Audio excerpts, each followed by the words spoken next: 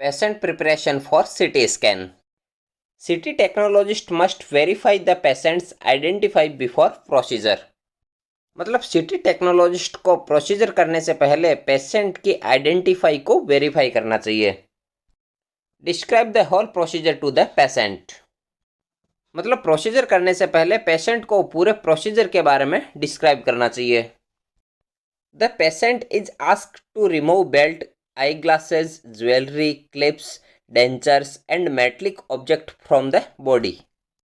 मतलब पेशेंट की बॉडी से belt, eye glasses, jewellery, clips, dentures और अदर मेटलिक ऑब्जेक्ट को रिमूव करने के लिए कहना चाहिए।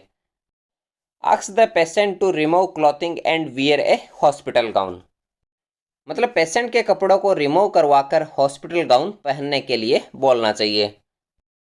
Ask the patient to fast for 6 hours before the procedure. मतलब पेशेंट को प्रोसीजर करने से पहले 6 आवर तक भूखे रहने के लिए कहा जाता है और भोजन, कॉफ़ी, चाय, जूस, मिल्क आदि का सेवन नहीं करने के लिए कहा जाता है। Consent form must be filled. मतलब प्रोसीजर की परमिशन के लिए पेशेंट से एक कॉन्सेंट फॉर्म भरवाना चाहिए। Take history patient of patient properly. मतलब पेशेंट की हिस्ट्री पेशेंट से प्रॉपरली लेनी चाहिए। Inquiry about pregnancy, diabetes, renal dysfunction, allergies, asthma, cardiac and other medical illness.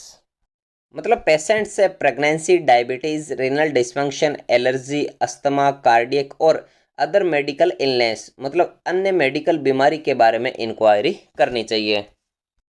Check prescription report and ask them for KFT and RFT report. मतलब patient की prescription report check करनी चाहिए और patient से KFT या RFT report मांगनी चाहिए। Check urea and creatinine level if normal और नॉट। मतलब यूरिया और क्रेटिनिन लेवल को चेक करना चाहिए कि यह नॉर्मल है या नहीं है। ब्लड यूरिया की नॉर्मल वैल्यू 15 से 40 mg पर डीएल होती है और सीरम क्रेटिनिन की नॉर्मल वैल्यू 0.6 से 1.2 mg पर डीएल होती है।